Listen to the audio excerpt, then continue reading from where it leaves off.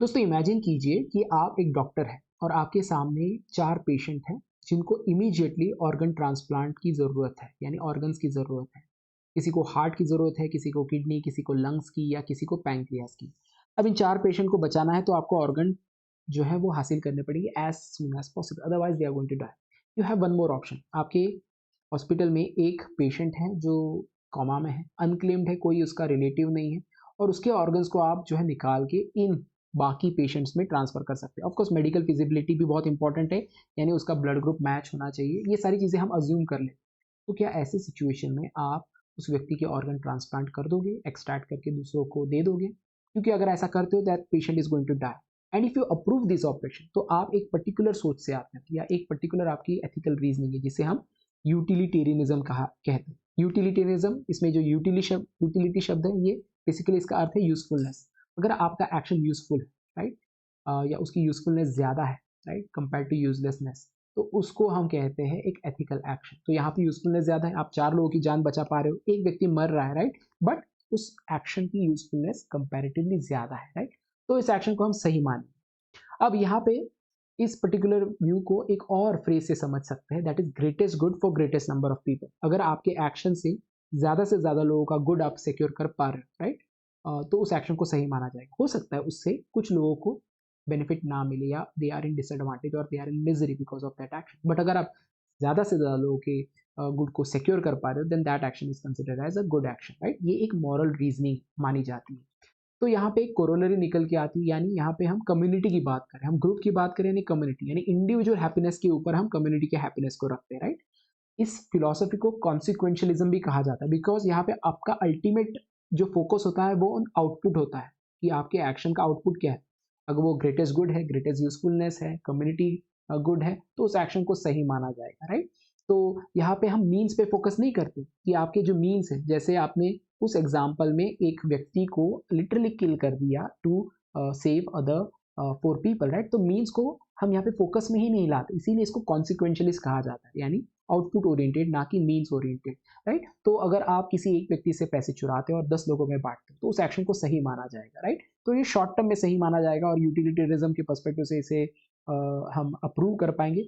But जब भी आप यूटिलिटेरिज्म की बात करते हैं, 2 लेवल पे देखा देखा करें, short term as well as long term. Long term में इसका नुकसान हो सकता है कि अगर आप इसको जस्टिफाई करते हैं एंड को कि हैप्पीनेस ऑफ 5 पीपल और मीन्स को आप जस्टिफाई करते हैं थेफ्ट को, राइट, तो अगर आप इसको पूरी दुनिया में लागू करेंगे तो इससे सोसाइटी कोलैप्स हो जाएगी। तो अगर हम लार्ज स्केल पे देखें तो ये यूजफुल नहीं है, ये यूजलेस है, राइट। तो जब भी यूटिलिटेरिज्म की बात करें 2 लेवल पे देखा करें, एक तो है कि एक स्मॉल स्केल पे as well as large scale पे। अगर लार्ज स्केल पे अगर वो यूटिलिटेरियन या यूटिलिटी नहीं है तो उसको हम यूटिलिटेरियनिज्म पर्सपेक्टिव से डिसअप्रूव भी कर सकते हैं।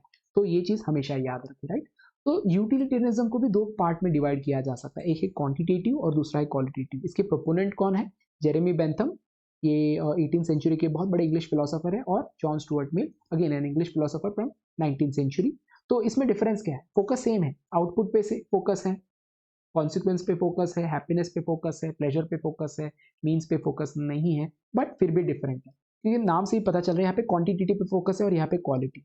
मोटा मोटी क्वांटिटेटिव यूटिलिटिज्म में ये माना जाता है कि जो आपके प्लेजर्स है, जो हैप्पीनेस है, जो बेनिफिट है, उसको हम क्वांटिफाई कर सकते हैं। क्वालिटेटिवली वो डिफरेंट नहीं होते। जैसे अगर आप कोई खाना खाते हैं, राइट, अच्छा फूड, कोई बेवरेज ले रहे हैं, तो उसकी एक प्लेजर आपको मिलेगी, राइट। उसके प्लेजर में और कोई किताब पढ़ने के प्लेजर में कोई क्वालिटेटिव डिफरेंस नहीं। क्वांटिटेटिव में डिफरेंस हो सकता है, कोई प्लेजर जो है वो हाईली इंटेंस हो सकते हैं, कोई प्लेजर जो है वो लॉन्ग ड्यूरेशन तक हो सकते हैं, राइट, उससे आप क्वांटिफाई कर सकते हैं, बट क्वालिटेटिवली वो बहुत डिफरेंट नहीं। क्वालिटी ये क्वांटिटेटिव यूटिलिटिज्म की बात कर रहे हैं हम। क्वालिटेटिव यूटिलिटिज्म में ये माना जाता है कि आपके जो प्लेजर्स है उसके क्वालिटी में डिफरेंस होता है। कुछ प्लेजर्स जो है वो बॉडीली प्लेजर होते हैं, सेंशुअस प्लेजर होते हैं, कुछ इंटेलेक्चुअल प्लेजर्स होते हैं, राइट। जो आप किताब पढ़ते हैं, कोई अच्छा नॉवल पढ़ते हैं या फिर कोई एक प्ले देखते हैं, उसका प्लेजर मॉरली सुपीरियर माना जाता है compare to sensuous pleasure, right. तो ये मोटा मोटी डिफरेंस है। तो जब भी आप कोई ऑप्शन चूज करते हैं, you would choose highly qualitative या highly morally superior option which gives some sort of intellectual pleasure over an option that gives sensuous pleasure, right. So ये डिफरेंस, एक बारीक डिफरेंस आपको देखने को मिलता है। अब इसका रेलेवेंस क्या है इस थियोरी का? तो सबसे पहले आप देखोगे ये पॉलिसी और गवर्नेंस में यूजफुल है, क्योंकि जब भी आप कोई पॉलिसी बनाते हैं तो कॉस्ट बेनिफिट निकालते हैं, राइट। मेरे पॉलिसी से कितने बेनिफिट मिलेंगे, कितने लोगों को बेनिफिट हुआ, उसका कितना कॉस्ट हुआ, कितना खामियाजा होगा, राइट। कई सारे पॉलिसीज़ की बात कर सकते हैं आप, राइट, जो रिसेंट टाइम्स में आए, जैसे एग्रीकल्चर की पॉलिसी जो 3 फार्म्स लॉ लाए गए थे, राइट, या फिर आप CANRC की बात कर सकते हैं। यहाँ पे फोकस किस पे होगा कि क्या मेरे पॉलिसी से ज़्यादा लोगों को बेनिफिट हो रहा है।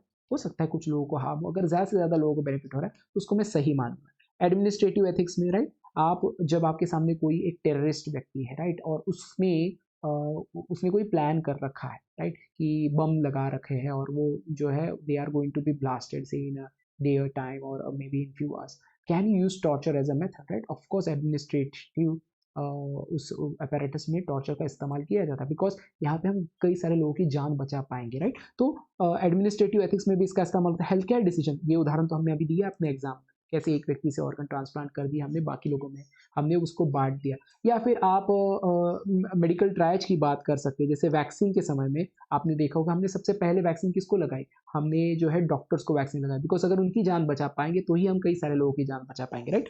हेल्थ केयर डिसीजन में, इकोनॉमिक प्लानिंग में, राइट, जब आप इकोनॉमिक प्लानिंग की बात करते हैं तो there are various ways which you can plan your economy, right. आप वेलफेयर पे फोकस कर सकते हैं या डेवलपमेंट पे फोकस कर सकते हैं। वेलफेयर पे आप फोकस करते हो तो आप फोकस करते हो कुछ लोगों के ऊपर, राइट, कुछ एक बेनिफिशियरीज के, पर जब डेवलपमेंट पे फोकस करते हो उसका फायदा कई सारे लोगों पे आता है, राइट, ट्रिकल डाउन इफेक्ट के द्वारा। तो शायद आप डेवलपमेंट को चूज करोगे ओवर वेलफेयर, राइट। इसके बाद आप रेलेवेंस बता सकते हैं डिजास्टर मैनेजमेंट में, राइट। डिजास्टर मैनेजमेंट में आप देखोगे कि आप जब कोई डिसीजन लेते हो, राइट, कोई भी डिसीजन वो बहुत इमीडिएटली लेते हो और उसमें बहुत सोचने की जरूरत नहीं पड़ती, आपके पास समय नहीं होता, तब आप ऐसे डिसीजन लेते हो जिससे ज्यादा से ज्यादा लोगों को फायदा हो और कम से कम लोगों का नुकसान हो सकता है उसमें कुछ लोगों की जान चली जाए, बट आप कई सारे लोगों की जान बचा पाओगे, राइट। एनवायरमेंटल एथिक्स में आप इसको इस तरह इस्तेमाल कर सकते हो कि एनवायरमेंट से रिलेटेड कोई भी इश्यूज को आप डील करो, राइट, तो आप लॉन्ग टर्म में सोचो, ना कि शॉर्ट टर्म में। जब आप शॉर्ट टर्म में सोचते हो तो आप शायद कई सारे लोगों के जो लॉन्ग टर्म इंटरेस्ट है उसको अंडरमाइन कर सकते हो। डेमोक्रेटिक लॉजिक में, राइट, डेमोक्रेसी में हम मेजोरिटी पे फोकस करते हैं, राइट। डेमोक्रेसी में इलेक्शन की बात करें या किसी और चीज की बात करें, आप मेजोरिटी के जो वेलफेयर है उसको सिक्योर करते हैं, राइट। और ये एक तरीका होता है डिसीजन मेकिंग का।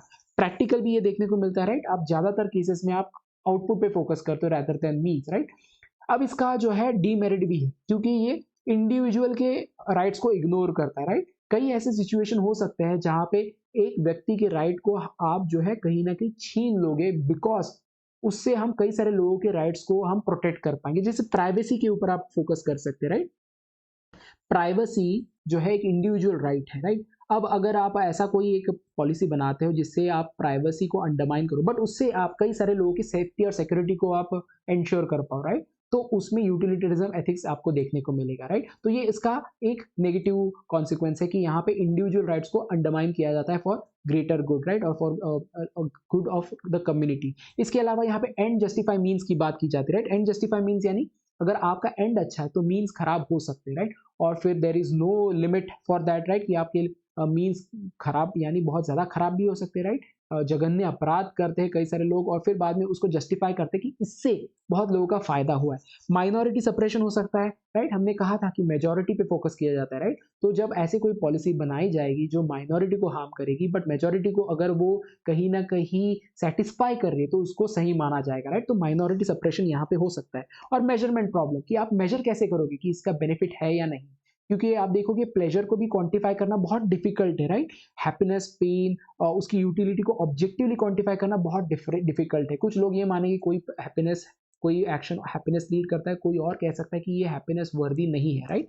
मॉरल अनसर्टेनिटी, कोई आउटकम जो है वो प्रेडिक्टेबल भी नहीं होता, राइट। आप देखोगे हमने डीमोनेटाइजेशन किया था, डीमोनेटाइजेशन के समय हमने क्या कहा था कि सभी लोग जो है वो ग्रस्त है विद करप्शन। अगर हम करप्शन को अगर हमें हटाना है तो कुछ समय हमें डिफिकल्ट चॉइसेस देने पड़ेंगे, राइट। कुछ आपको जो है सेक्रीफाइस करना पड़ेगा, आपको जो है कतार में लगना पड़ेगा, पैसे निकालने पड़ेंगे, बट फिर उसको हमने क्या किया, एस्टिमेट किया कि उससे हम मैक्सिमम हैप्पीनेस ला पाएंगे। बट कई सारे रिपोर्ट्स ऐसे आए जिसमें पता चला डिमोनेटाइजेशन की वजह से कई सारे जो छोटे छोटे बिजनेस थे वो कोलैप्स कर गए, राइट। सो ये unpredictable, uncertain, you will not be able to measure it properly and at times you will not be able to foresee उसके आपके एक्शंस के क्या रेपरकशंस हो सकते हैं।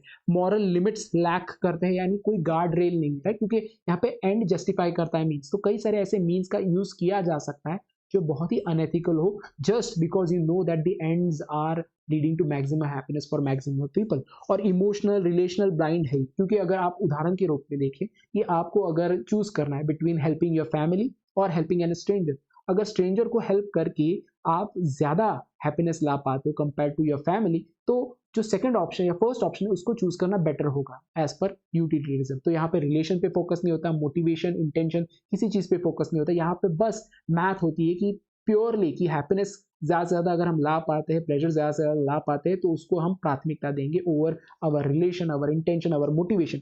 और इसका एडमिनिस्ट्रेटिव मिसयूज भी हो सकता है। कई सारे जो डिक्टेटर्स हैं उस इसी प्रिंसिपल का इस्तेमाल करके अपने जो पॉलिसीज है उसको चलाते हैं और ये कहते हैं कि ये पॉलिसी जरूरी है in order to ensure maximum happiness for maximum people, right.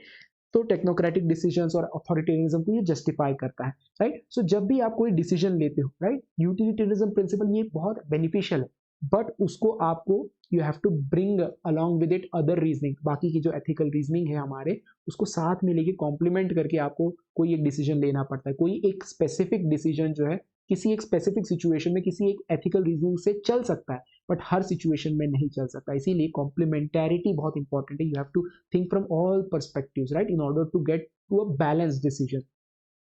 दोस्तों इसी तरह अगर आप हमसे पढ़ना चाहते हो तो we have lot of courses available. सबसे कॉस्ट इफेक्टिव और सबसे ज़्यादा रिजल्ट ओरिएंटेड कोई अगर कोर्सेज प्रोवाइड करता है वो स्लीपी क्लासेस, वो जनरल स्टडीज़ के हो, ऑप्शनल के हो या स्टेट पीसीएस के हो, तो आप डेफिनेटली जुड़िए। इसके अलावा हमारे पास एक ट्रैकर है जिसके द्वारा आप अपनी पढ़ाई को और स्ट्रीमलाइन कर सकते हैं, जो आपको डिस्क्रिप्शन में मिल जाएगा, जिसमें कवरेज दिया गया है, माइक्रो टॉपिक्स दिए गए। अगर आप उसको कवर करते जाओगे तो आपका पोर्शन कंप्लीट होगा। It will be helpful for revision purposes as well as planning your studies, तो उसका भी आप फायदा लीजिए। So that's it from today session. आपको और कोई डाउट है इस पर्टिकुलर टॉपिक पे या कोई और थियोरी आपको समझनी है तो मुझे कमेंट सेक्शन में ज़रूर बताएं।